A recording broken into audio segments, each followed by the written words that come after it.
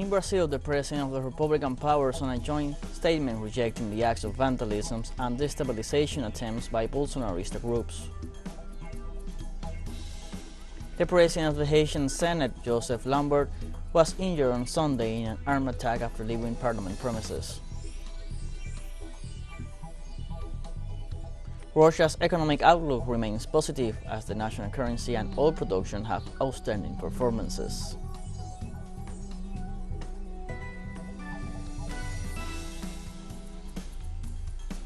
Hello, welcome to From the South. I'm Luis Alberto Matos from the teleSUR studios in Havana, Cuba. We begin with the news. In Brazil, the presidents of the Republican powers signed a joint statement rejecting the acts of vandalism and destabilization attempts by Bolsonarista groups.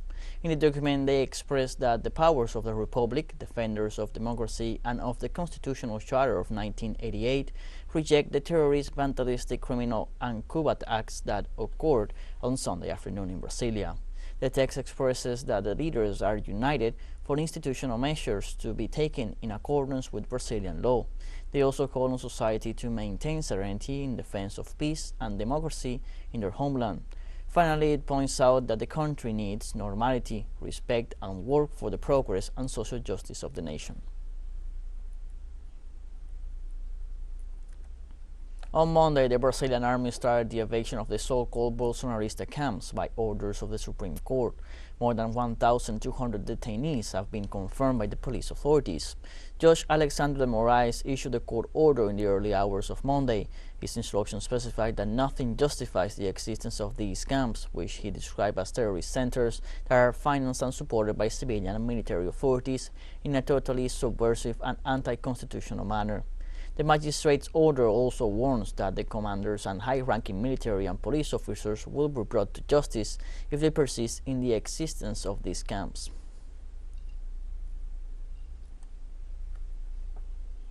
On Monday, Brazil's executive and judiciary branches worked together to neutralize the coup forces. Alexandre de Moraes, Minister of the Federal Supreme Court, has removed the governor of the federal district from office for 90 days. The jurors adopted the decision against Ibanez Rocha in the framework of an investigation from the anti-democratic acts that occurred on Sunday in Brasilia. The proceedings were initiated at the request of Senator Randolph Rodriguez and the General Counsel of the Union and are based on the fact that the terrorist attacks could only have had the consent of the capital government since the preparations were known. The suspended governor apologized for the events.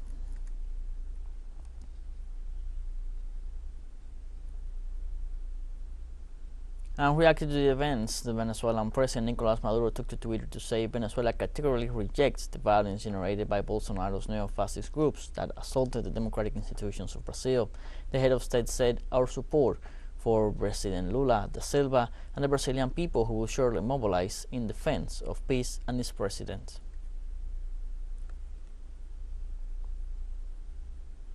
On Twitter, Colombian President Gustavo Petro wrote, "All my solidarity to President Lula and to the people of Brazil. Fascism decides to strike. The right wing has not been able to maintain the pact of non-violence. The OAS must urgently meet if it wants to continue to exist as an institution and implement the democratic charter."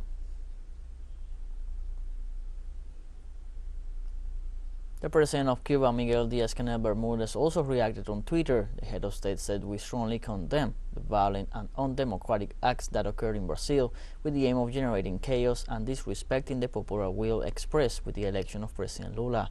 We express all our support and solidarity to President Lula Silva and his government."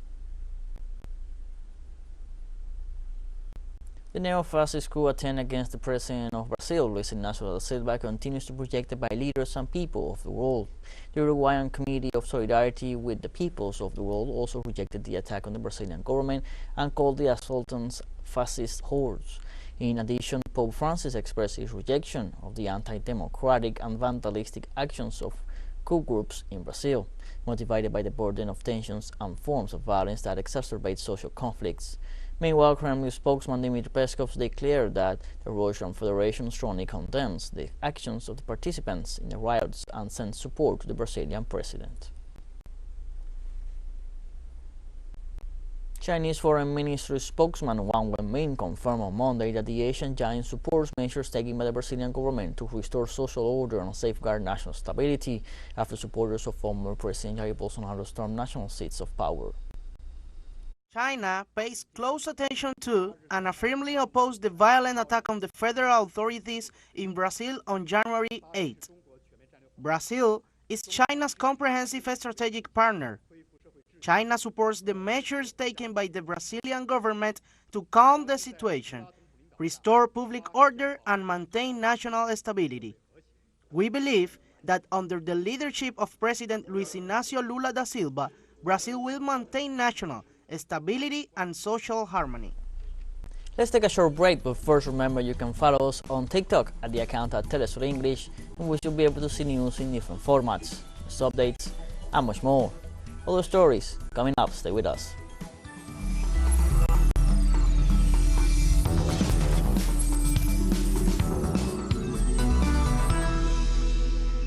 Welcome back from the South. The president of the Haitian Senate, Joseph Lambert, was injured on Sunday in an armed attack after leaving parliament premises. The incident, which took place in an area of Port-au-Prince controlled by armed gangs, was perpetrated on the eve of the end of the politician's term of senator. According to media reports, Lambert was not wounded by a bullet, but by the broken windows of his vehicle, which, after being hit by the shots, hit him at eye level. After receiving medical attention, it was confirmed that his vital condition was not compromised. So far, neither the causes nor the perpetrators of the armed aggressions are known.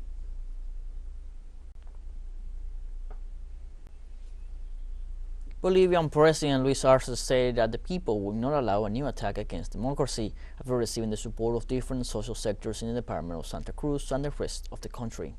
Through his social media accounts, the Bolivian head of state thanked the social organization for their support towards his administration given the recent coup attempts. Likewise, the social sectors denounced that the protests in the city of Santa Cruz are part of a policy to damage the country's economy. Given these destabilizing actions, the organizations requested the public prosecutor as well as judicial authorities to bring justice and to find those responsible for the 2019 coup. On Monday, Peru's Ministry of Health confirmed that protests against the government of Dina Boluarte and the Congress of the Republic closed the first week of 2023 with 67 people injured. In almost 5 days of blockade and mobilizations, the intervention of security forces has become increasingly violent. On Saturday alone, the police action in the city of Juliaca in the south of the country left 16 people injured. Among them, a photojournalist who, before being assaulted, was threatened with death by 2 police officers. Of the 67 people injured, according to the Ombudsman's office, 62 are hospitalized. The National Prosecutor's Office will launch an investigation this week against the president for the death of 28 demonstrators. The Colombian social activist Cristian Salinas, signatory of the peace agreement and member of the Party of the Commons, has been murdered by a group of hired assassins in the city of Buga in the department of Valle del Cauca, Colombia. The Party of the Commons issued a communique informing that the victim had been the object on previous occasions of multiple persecutions, harassment, threats, and as a result of his social leadership and his role in the community. In addition, he had already been making several complaints of alleged corruption in the rural area of the municipality of Ginebra in the department of Valle del Cauca. So far, the authorities have not given more details about the murder. U.S. President Joe Biden and Canadian Prime Minister Justin Trudeau traveled to Mexico for the start of the North American Leaders Summit. The 2-day meeting marked the first visit to Latin America by a U.S. president since 2014. Among the items on the agenda are migration, economy, and drug trafficking.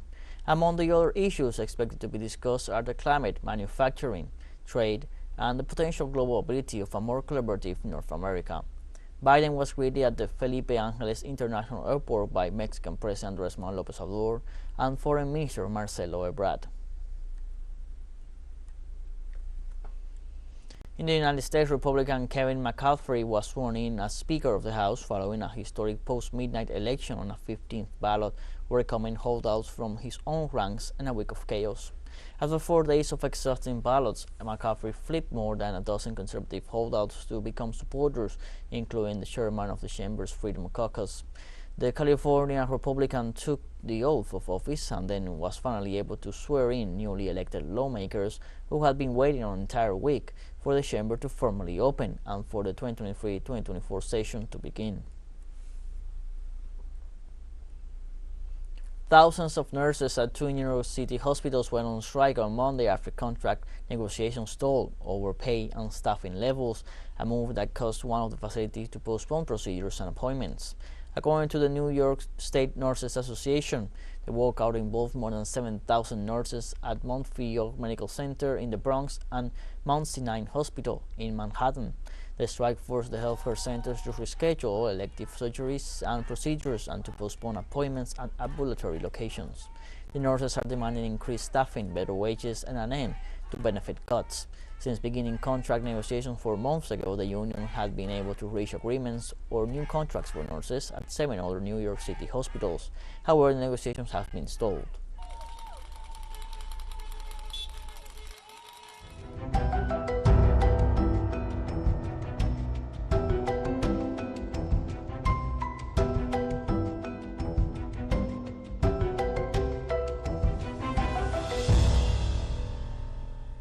The United Nations Secretary General appealed on Monday to developed nations to make good on their promise of $100 billion a year to support climate action in developing countries.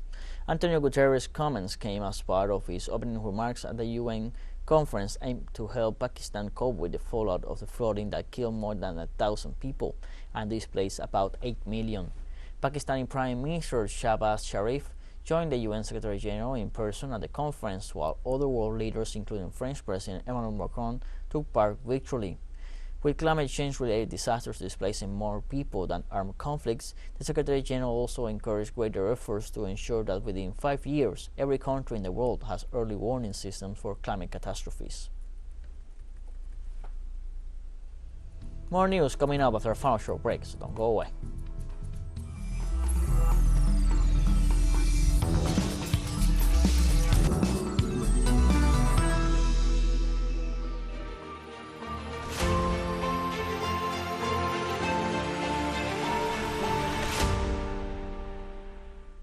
Welcome back to From the South. Donetsk authorities confirmed the troops seized control of the town of Bakhmutske, essential part for the control of Bakhmut. Russian forces shared a message through Telegram noting they have liberated territory south of Soledar. For Kiev, Bakhmut is a symbol of everything they have promised to Western countries. For Moscow, it is another step forward in what their authorities call a denazification operation. Whatever the version, the facts confirm that Bakhmut became the center of heavy fighting.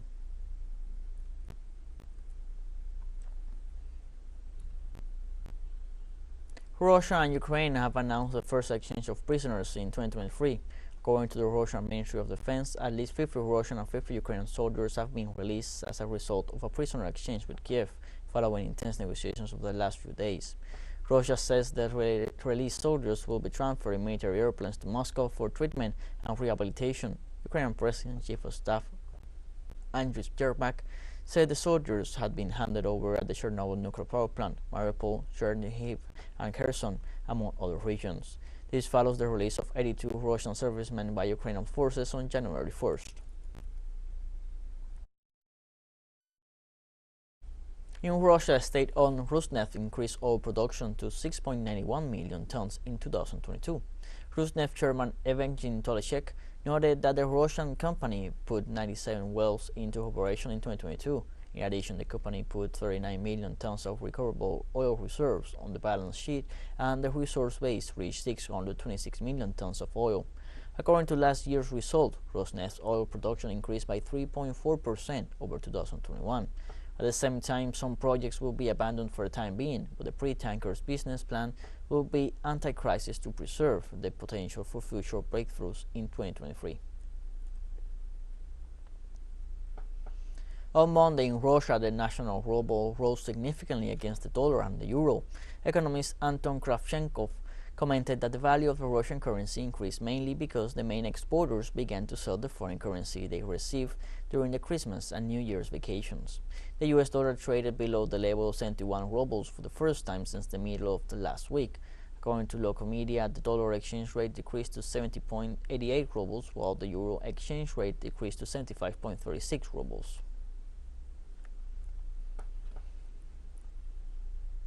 On Monday, the Chinese Foreign Ministry announced that new Foreign Minister Qin Kan is starting his term with a week-long trip to 5 African countries. Qin, who until recently was ambassador to the U.S., will visit Ethiopia, Gabon, Angola, Benin, and Egypt from January 9th to the 16th, spokesperson Wang Wenmin said at a daily media briefing. In Egypt, Qin will also meet the Secretary General of the Arab League. The new foreign minister is following in the footsteps of his predecessor, who have for more than 3 decades started each year with a trip to Africa. One said that it shows that China attaches great importance to the tradition of friendship with the continent and the development of China-Africa relations. China launched on Monday the Series 1 Y-5 carrier rocket at the Yongquan Satellite Launch Center, sending 5 satellites into the planned orbits. Developed by the Beijing-based rocket maker Galactic Energy, the Series 1 is a small-scale solid-propellant carrier rocket capable of sending microsatellites into low Earth orbit. The launch center confirmed this was the 5th flight mission of the Series 1 rocket series. Galactic Energy is now looking to ramp up its production and delivery rate and plans 8 to 10 launches of the Series 1 this year. Palestinian Prime Minister Mohammed Ibrahim Zayeh said on Monday that the Israeli measures related to new and old financial deductions from the Palestinian Authority funds aims to cause its collapse by undermining it financially. Zayeh also added the measures will impede the nation's performance and provision of services to its people. Speaking at the start of the weekly cabinet meeting held in Ramallah, the Prime Minister stressed that acts of piracy, looting, and vengeance practiced by the occupying forces will not discourage the people and its leaders from continuing in their political, diplomatic, and legal struggle. Since the beginning of 2019 and until the end of 2022, Israel deducted around $570 million from the Palestinian tax funds, while the deductions related to health, electricity, water, and others amounted to more than $400 million in 2022 alone. In Egypt, 4 people were killed on Sunday when a 5-story building collapsed in the city of Asyut, 375 kilometers south of the capital, Cairo. More than a dozen ambulances and public safety vehicles rushed immediately to the scene, where an emergency command post was set up. The city's governor Essam Saad said at a press conference that search and rescue efforts continue and that a girl and an elderly woman had both been rescued alive. Meanwhile, an investigative commission has been set up to determine the causes of the collapse and to examine the surrounding buildings to ensure that none of them have been affected. Last Saturday, a 3-story building collapsed in the northern province of Alexandria, killing 2 young men.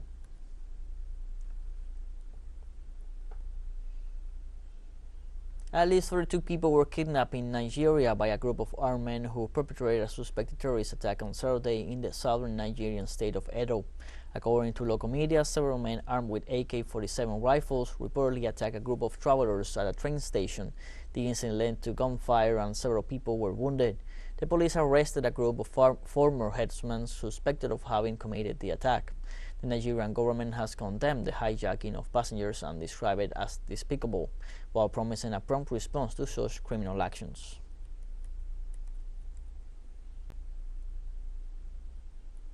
We have come to the end of this news brief. You can find these and many other stories on our website at telesurenglish.net. And also join us on our social media on Facebook, Twitter, Instagram, Telegram, and TikTok.